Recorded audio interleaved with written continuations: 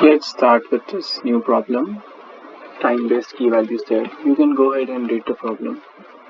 So what it says that we need to implement this tree map, this time map class, and the set method basically stores a key with a value at a given timestamp, and the get will return a value such that set was called previously with timestamp previous is less than or equal to timestamp. Okay, so the get will have two arguments, key and timestamp. Basically means that if this timestamp value is greater than some previous timestamp value and it hasn't been modified, so the closest value which is less than or equal to this timestamp will be returned in this get method. If there are multiple such values, returns the associate with the largest, and if there are no values, it returns null. Okay, so let's just quickly go through this example. Initially this time map is called, so the object is initialized.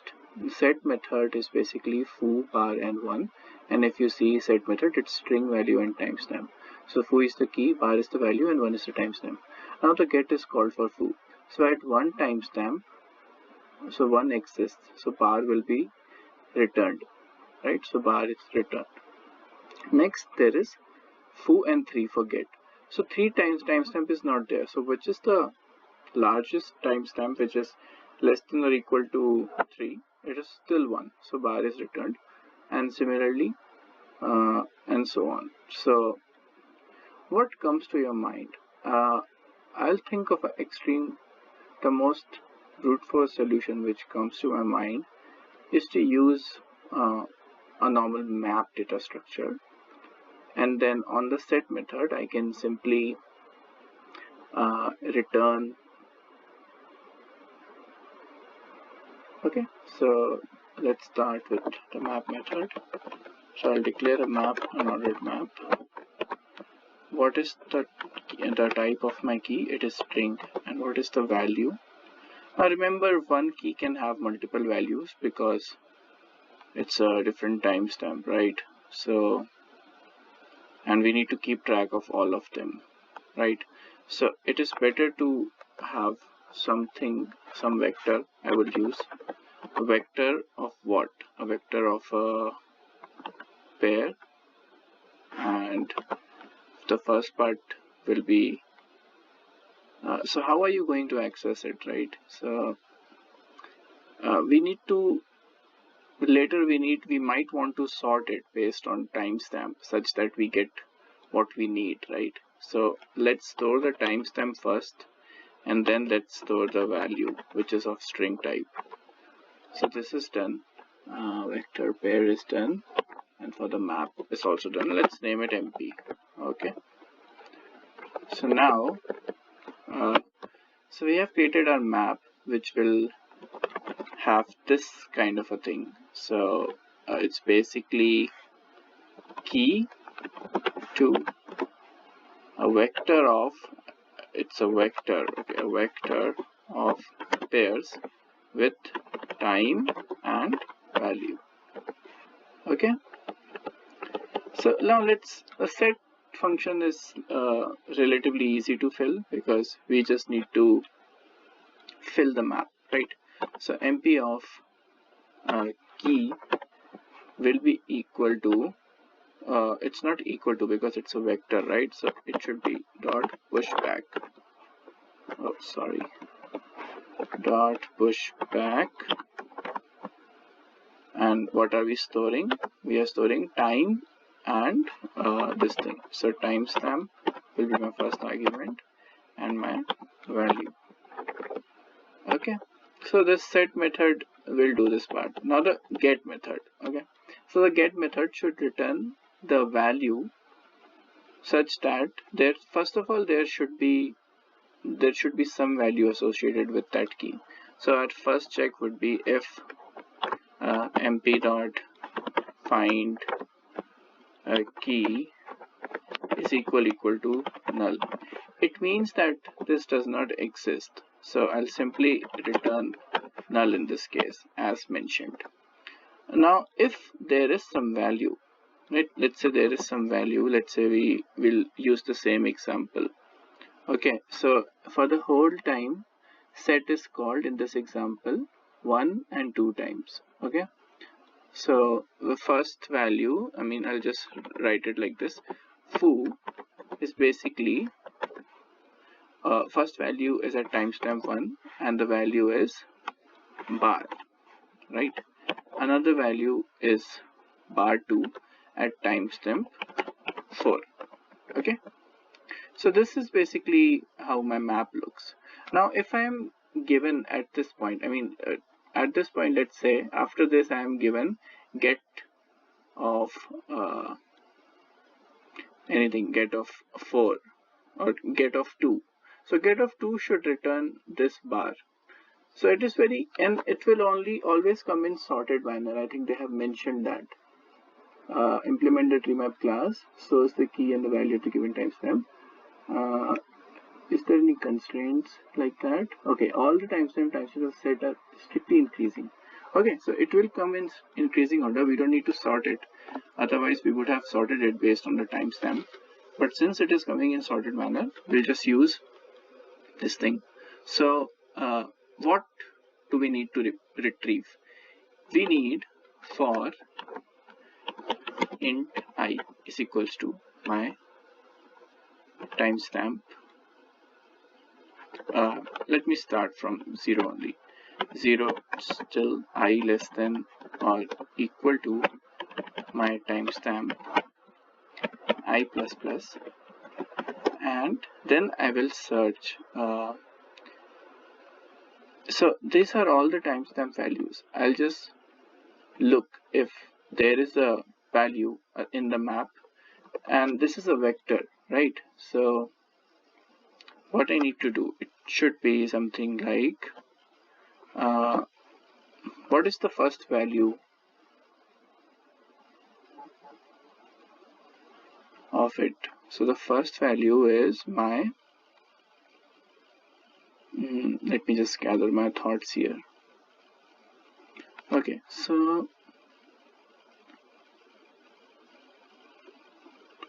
I'm iterating from 0 till my timestamp, and I have to look for values in between them.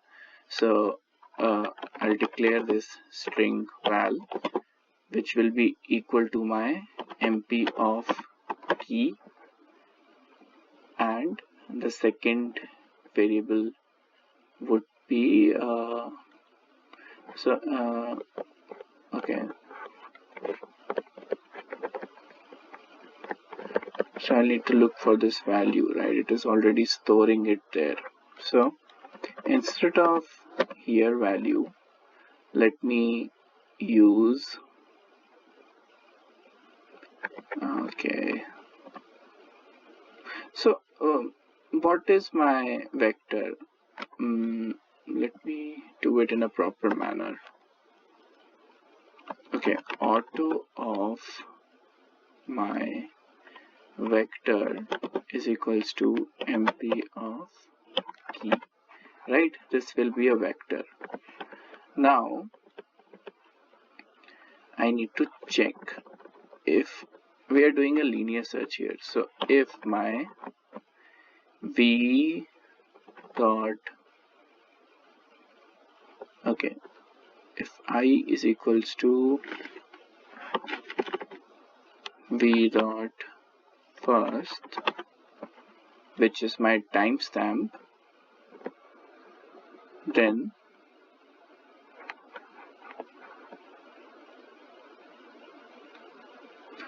so v is basically a vector of pairs, right? So I am missing something. I guess it's a vector of pairs, so I need to have something like something like this. Maybe v of I dot first is basically referring to my first timestamp, and so on. So it will be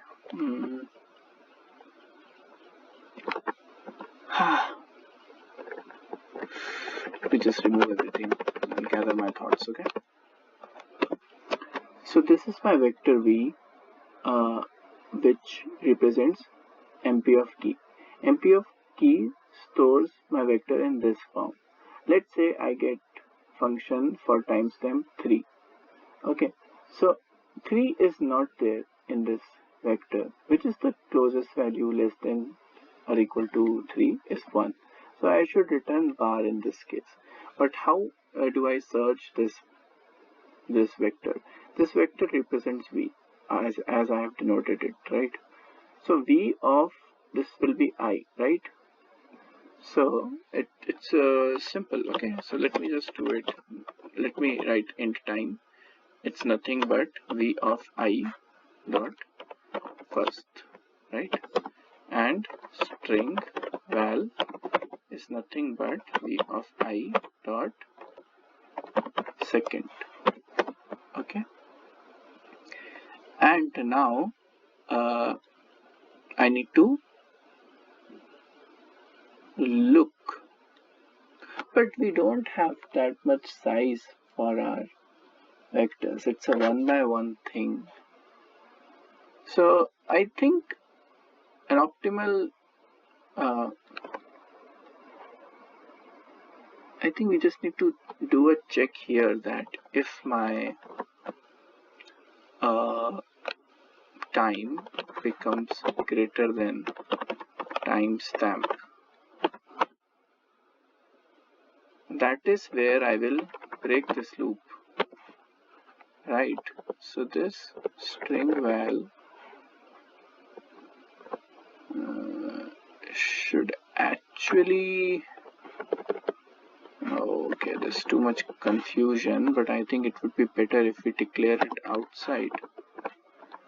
String of val is equals to empty first, and then val is equals to this. Whatever is stored in val will be passed on, then it breaks, right? And then at the end we return val.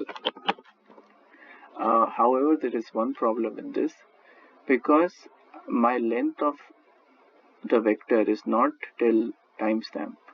So timestamp is the maximum value which I should get. So instead of this, I think a better way would be to use v dot size. Now this looks correct to me. Let's try running it.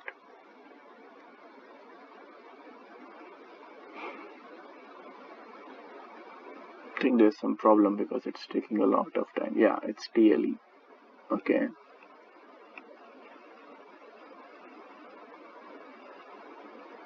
Okay, it's TLE, but for a different test case. Let's just remove this test case because this is a linear algorithm. So, anyways, solution won't get passed if we submit it. But anyways, our sample test case run. So that means that this approach is okay. It will get TLE for sure, but it will pass some of the smaller tests. Now, what is the time complexity of this solution? So the time complexity, what are we doing? At first, we are just pushing it to the back of the vector, right? This is a constant operation, so nothing in this. But in this get statement, what are we doing? We are basically doing the search, doing a linear search in our vector. But we are forgetting the part which says that this time will always be sorted. So we can do better than this. We can apply a binary search for sure, right? To reduce this time complexity of O of v size, right? The vector size. What can we do? Okay, before that, let me do a small modification. Let me reference it because we don't want to create copies of v if our test cases grow larger. Okay, so now we'll apply the binary search. What are we looking for? We are looking for something which is less than or equal to my timestamp. Now I think you can use some inbuilt functions, and I think lower bound would be a thing in this case. But anyways, we don't want to, we shouldn't use it since that's not the preferred method when we are solving problems in an interview. But anyways, let's do a traditional binary search. So I'll declare my two variables, low and high. Okay. What is high? High is basically my end of the vector, right? So v dot size and -1. Okay. What are we looking for? So this vector is in sorted manner. If we are calling for 3 timestamp, then we want this one value, right? So we are looking for a value which is less than or equal to that target number. So the closest number to target, which is less than also, which can be less than also, but not greater than. Okay. So let's write our binary search thing. While low is less than or equal to high, what we'll do is we'll first find the mid, that is the base of any binary search algorithm. And okay, so now the mid has been found. So if the value is exactly the same, so if my v of mid dot first is exactly equal to my timestamp, that's where I simply return the value v of mid dot second, which is my answer, right? Yeah, which is my answer. Else if. So the point for using binary search is to eliminate any half, right? So if my this mid value is, let's say, greater than timestamp, then what should I do? Think about it. So let's say that my mid was, in this case, let's take another number 6 and some random no, okay, something like that, or bar 3. So let's say that currently I'm searching for timestamp 5. Okay, if I'm searching for timestamp 5, I know that this is my answer, but we don't know what else is there in the array, right? So if I'm finding the mid and high of these two values, then I'm looking for the middle of my array, which is this value, right? So which if the value is, if this value, let's say, greater than my timestamp, if my timestamp was 3 in this case, then what will I do? I will eliminate the right half, because I know that for sure I can't find answers in the right half, right? Yeah, so I'll eliminate my right half. So this, which pointer should I move? I will make my high to mid -1, right? And else case will be simple, we'll just do it. But anyways, for the else case, we should also store our answer, because my else is that part when my v of mid dot first is less than timestamp. So let's say if timestamp was 5 and this was the value, if it is less than, then this can also be my answer. I'll just look at a higher value. So answer will be equal to v mid of second, and I'll look for another higher values on the right of it. So I'll eliminate the left half because I've already taken the maximum from this. So my low will be equal to mid +1. Okay, and in the end we just return, return answer. Answer is a number, answer is nothing. Okay, so we'll just have a answer here.